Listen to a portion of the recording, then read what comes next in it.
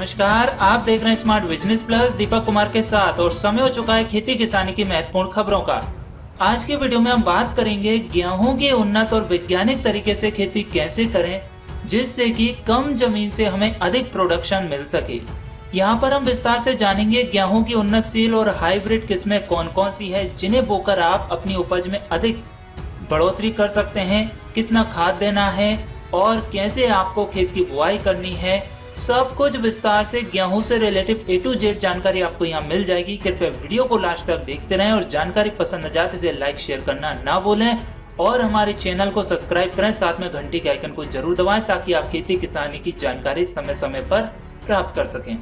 सबसे पहले हम बात करेंगे गेहूं की खेती के लिए उपयुक्त जलवायु और भूमि कैसी होनी चाहिए। गेहूं की खेती के लिए समशीतोष्ण जलवायु की आवश्यकता होती है। फसल बोने के समय 20 से 27 डिग्री सेंटीग्रेड, बढ़वार के समय तापक्रम 25 डिग्री सेंटीग्रेड उच्च रहता है। पाले से फसल का बहुत नुकसान होता है। बाली लगने के समय पाला पड़ने पर बीज अंकुरण शक्ति खो देते हैं और उसका विकास रुक जाता है। इसके खेती के लिए 60 से 100 सेंटीमीटर वार्षिक वर्षा वाले क्षेत्र उपयुक्त रहते हैं। पौधों की वृद्धि के लिए वातावरण में 50 से 60% नमी होना चाहिए। गेहूं की खेती के लिए दोमट भूमि सर्वोत्तम मानी गई है, लेकिन इसकी खेती बलुई दोमट, भारी दोमट, मटियार तथा मार एवं कावर भूमि में भी की जा सकती है। साधनों की उपलब्धता के आधार पर हर तरह की भूमि में गेहूं की खेती की जा सकती है। भूमि के पीएच मान की बात करें तो 5 से लेकर 7.5 के बीच में होना फसल के लिए उपयुक्त रहता है, क्योंकि अधिक क्षारीय या अम्लीय भूमि गेहूं के लिए अनुपयुक्त मानी गई है। बात करें खेत की तैयारी कैसे करें, तो गेहूं की बुआई के लिए पहली जुताई मिट्टी पलटने वाले हल से या डिस्क हैरो या कल्टीवेटर से करें। 2 से 3 जुताइयां करके खेत को समतल कर लें, भुरभुरा बना लें। इसके बाद भूमि को समतल बनाने के लिए आप ट्रैक्टर चालित रोटावेटर से भी एक ही जुताई द्वारा खेत को पूर्ण रूप से समतल कर सकते हैं। जैसा कि आप वीडियो में देख सकते हैं, हमने खुद इसको रोटावेटर चलवा कर खेत को समतल किया है ताकि इसमें बड़े ढीमा ना रहे। जो ढिकला रहते हैं, ढीमा जिन्हें बोलते हैं, यदि बड़े ढिकला रहेंगे तो उसमें क्या रहेगा, फिर गेहूं का जो दाना है उस ढिकले के नीचे जाएगा या ढीले के नीचे जाएगा, तो फिर वो या तो उसका जर्मिनेशन होने में टाइम ज़्यादा लेगा या फिर वो वहीं संध जाएगा यानी मर जाएगा। तो फिर हमारी फसल प्रभावित होती है और फिर फसल की जो दाने की डिस्टेंस है वो कम निकलती है यानी दूरी पर हो जाती है। तो ये सभी बातें आपको ध्यान देनी होगी। खेत में बड़ा ढीला नहीं होना चाहिए। बात करें उन्नत किस्में कौन कौन सी हैं, तो गेहूं की किस्मों का चुनाव जलवायु, बोने के समय और क्षेत्र के आधार पर करना चाहिए।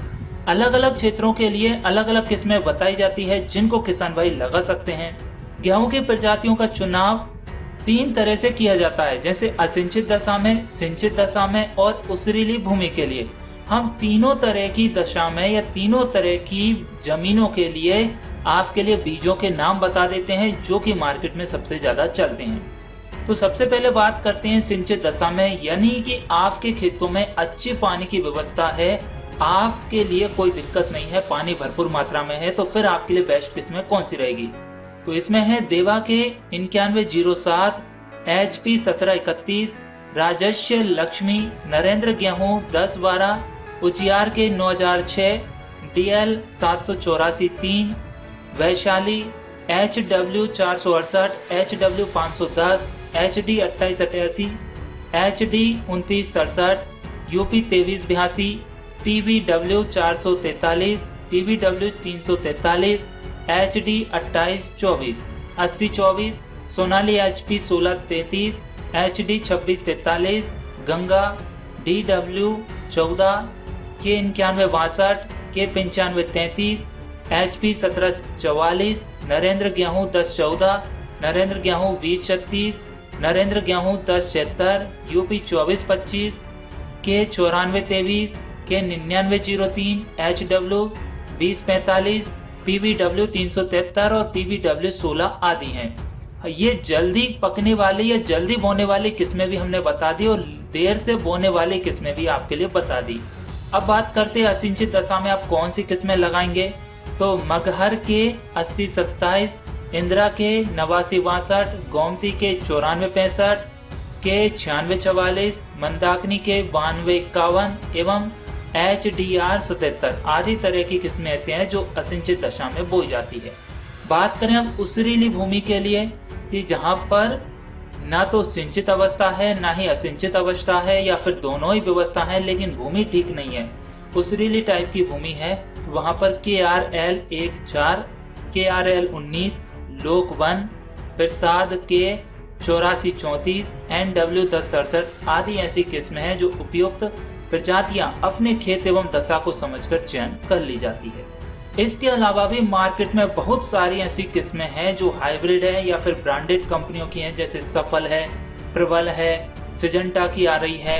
ये ऐसी कंपनियां हैं जो कि 20 क्विंटल पर बीघा का उपज निकालने का दावा करती है और इस बार हम भी लेकर आए हैं।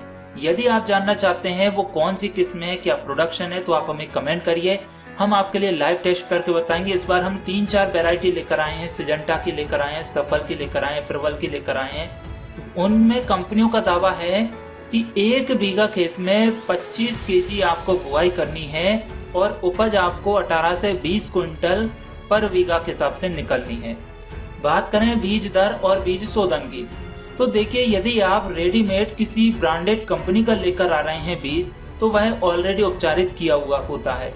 यदि आप अपना घर का देशी बो रहे हैं, मार्केट से नॉर्मल बीज लगा रहे हैं, तो फिर आपको बीज को शोधन कर लेना चाहिए ताकि उसमें किसी तरह का कोई रोग वायरस ना आए और आपको परेशानी बाद में दिक्कत न मिले। तो बीज शोधन कैसे करेंगे?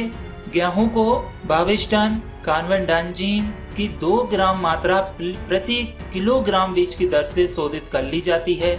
और इसमें आप बीज दर की बात करें तो बीज दर लाइन से बुआई कर रहे हैं तो 100 किलोग्राम बीज प्रति हेक्टेयर लगता है, मोटा दाना है तो 125 किलोग्राम प्रति हेक्टेयर लगता है, और छिटकवा विधि इस्तेमाल कर रहे हैं तो 125 किलोग्राम बीज प्रति हेक्टेयर लगता है, और मोटा दाना है तो 150 किलोग्राम बीज प्रति हेक्टेयर लगता है।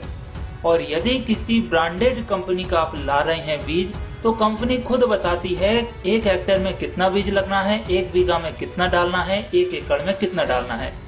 बात करें उर्वरकों के प्रयोग की, तो किसान भाइयों उर्वरकों का प्रयोग मृदा परीक्षण के आधार पर करना चाहिए। गेहूं की अच्छी उपज के लिए खरीफ की फसल के बाद भूमि में 150 किलोग्राम नाइट्रोजन, 60 किलोग्राम फास्फोरस तथा 40 किलोग्राम पोटास प्रति हेक्टेयर तथा देर से बुआई करने पर 80 किलोग्राम नाइट्रोजन, 60 किलोग्राम फास्फोरस और 40 किलोग्राम पोटास अच्छी उपज के लिए देना चाहिए। और 60 क्विंटल प्रति हेक्टेयर सड़ी गोबर की खाद बची हुई डाल देनी चाहिए। गोबर की खाद नहीं है, केचुआ खाद है, तो 8 से 10 क्विंटल खाद आराम से बिखेर दीजिए तो आपका काम बन जाएगा। इसमें नाइट्रोजन की आपको आधी मात्रा देनी है और आधी मात्रा पहली सिंचाई पर और दूसरी मात्रा शेष बची हुई तीसरी सिंचाई पर फेंक देनी है, यानी कर देनी है। बात करें बुआई के समय की, तो आप इसे अक्टूबर महीने से लेकर जनवरी महीने के बीच में कभी भी बुआई कर सकते हैं, लेकिन सबसे अच्छा और जो बेस्ट जो समय रहता है वो हमारा नवंबर और दिसंबर का ही रहता है। जनवरी में यदि लेट बुआई करोगे तो उपज में कम मिलेगी, यदि नवंबर के पहले बुआई करोगे तो भी उपज में कम मिलेगी, लेकिन नवंबर दिसंबर में आपकी बेस्ट उपज मिलती है इस समय यदि लगा दोगे तो। और फिर इसके अलावा डिपेंड भी करता है अलग अलग क्षेत्रों में मौसम के ऊपर कि मौसम कहाँ किस तरह का चलता है, कहीं मौसम पहले बनता है तो कहीं मौसम लेट बनता है। बात करें बुआई की विधि की, देखिए आप गेहूं की बुवाई आप 4 तरीके से कर सकते हैं, 4 विधि अपना सकते हैं, जिसमें पहली विधि है छिटककर यानी छिटकवा विधि अपनाकर, दूसरी विधि आती है कूण में चौगे लगाकर, तीसरी विधि आती है सीड ड्रिल विधि अपनाकर, और चौथी विधि आती है डिबलिंग विधि अपनाकर। आपको चारों में से जिस विधि में सहूलियत हो, क्षेत्र के अनुसार आप वही विधि इस्तेमाल में लाइए ताकि आपको परेशानी ना हो बाद में। हम यहाँ पर मशीन के माध्यम से उड़ाई करवाते हैं तो हमें इसमें सहूलियत लगती है और काम भी अच्छा बन जाता है, फायदा भी है, इन्वेस्टमेंट कम है और मेहनत कम है, तो हम इसका इस्तेमाल कर लेते हैं। आप देख सकते हैं वीडियो में सब कुछ आपकी आंखों के सामने लाइव हो रहा है। अब बात करें सिंचाई की, सिंचाई आपको पहली बात तो बीज के अनुसार करनी है, जहाँ से जो भी मार्केट से आप जिस कंपनी का बीज ला रहे हैं वो खुद बता देगी कंपनी कितने सिंचाई की इसमें आवश्यकता पड़ती है। दूसरी बात मौसम के ऊपर भी ध्यान देना है कि कब आपकी फसल मौसम के अकॉर्डिंग सिंचाई मांग रही है। असिंचित अवस्था में है तो 3 सिंचाई में आपका गेहूं बनकर तैयार हो जाएगा, सिंचित अवस्था में है तो 5 से 6 सिंचाई में आपका गेहूं बनकर तैयार होगा। और कुछ हाइब्रिड कंपनियों के बीज रहते हैं तो भाई देखिए उसमें 6 से 8 सिंचाई भी हमें देनी पड़ती है। तो आप जहां से जो बीज ला रहे हैं वहीं कंफर्म कर लीजिएगा कि इसमें कितनी सिंचाई की आवश्यकता होगी। तो उसके अकॉर्डिंग आपको अनुमान लग जाएगा कि भाई 120 दिन की फसल है, 5 सिंचाई के बोल रहे हैं, तो उसके हिसाब से कितने दिन का हमें गैप देना चाहिए। ठीक है ना। बात करें अब खरपतवार नियंत्रण की, तो गेहूं के साथ अनेक प्रकार के खरपतवार भी खेत में उगाते हैं। यदि इन पर नियंत्रण नहीं किया जाए समय पर तो गेहूं की उपज में 10 से 30% तक कमी आ जाती है। गेहूं के खेत में हमें ज्यादातर 2 तरह के खरपतवार दिखाई देते हैं, एक तो चौड़ी पत्ती वाले और दूसरी सकड़ी पत्ती वाले खरपतवार। आप इनकी रोकथाम निंदाई गुड़ाई करके भी कर सकते हैं, लेकिन यदि रसायनों का प्रयोग कर रहे हैं तो इनसे भी इनको रोका जा सकता है। बात करें अब अंत में हम कटाई एवं गहाई की, तो जब गेहूं के दाने पककर सख्त हो जाएं और उनमें नमी का अंश 20 से 25% तक आ जाए तब फसल की कटाई करनी चाहिए।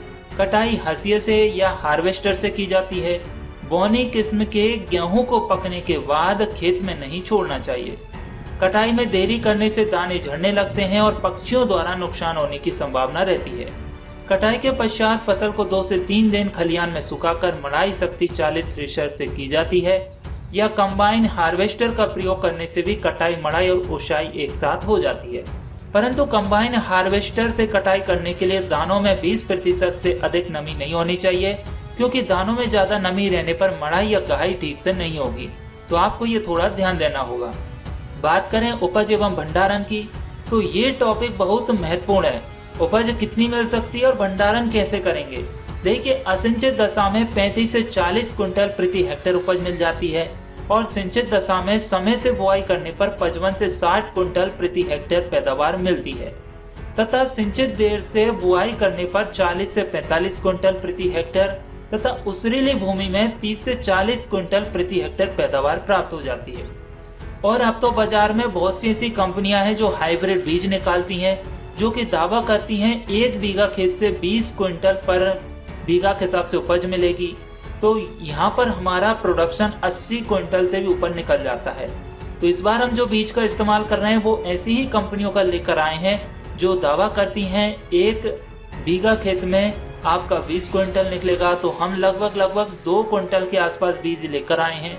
देखते हैं उसमें कितना क्या निकलता है और आपके लिए भी बताएंगे यदि फायदा है तो ये तो हमारी उपज की बात हो गई। अब बात कर लेते हैं भंडारण की। तो सुरक्षित भंडारण हेतु आप क्या करेंगे, दानों में 10 से 12% तक नमी नहीं होनी चाहिए। भंडारण के पूर्ण कोटियों तथा कमरों को साफ कर लेना चाहिए और दीवारों व फर्श पर मेलाथियान 50% के घोल को 3 लीटर प्रति 100 वर्ग मीटर की दर से छिड़कें। ऐसा करने से आपके गेहूं में कीड़े नहीं लगेंगे और साल 2 साल तक आप अनाज को सुरक्षित रख सकते हैं। ज्यादातर किसान भाइयों के पास यही समस्या आती है कि जो गेहूं है उसमें कीड़ा लग गया, दाना खराब हो गया। तो ऐसी समस्या आपको देखने को नहीं मिलेगी, इसका इस्तेमाल कर सकते हैं आप। और अंत में हमें उम्मीद है कि आपको वीडियो में दी गई जानकारी पसंद जरूर आई होगी और जो भी हमने बताया वो अच्छे से समझ में आ गया होगा। यदि आपको लगता है वाकई में जानकारी काम की साबित हुई है तो वीडियो को लाइक करें, ज्यादा से ज्यादा किसान भाइयों के साथ शेयर करें ताकि वह भी अपने लिए जानकारी खेती से संबंधित जुटा सकें। आपके क्या सुझाव हैं, किस तरह की जानकारी आप हमसे प्राप्त करना चाहते हैं, हमें कमेंट करें। हमें सोशल मीडिया पर फॉलो कर सकते हैं। अभी दिवाली का ऑफर चल रहा है तो आप फैंसी शॉपिंग से जो भी खरीदेंगे उस पर आपके लिए जबरदस्त ऑफर मिल रहा है। साथ ही दिवाली के ऑफर में आप कुछ इनाम भी जीत सकते हैं। और सब्सक्राइब कीजिए smart business plus YouTube channel को और प्रेस कीजिए बेल आइकन नोटिफिकेशन को ताकि ऐसी खेती किसानी की जानकारी आपको मिल सके सबसे पहले। चलिए मिलते हैं नेक्स्ट वीडियो में, तब तक के लिए नमस्कार, जय हिंद, जय भारत, वंदे मातरम।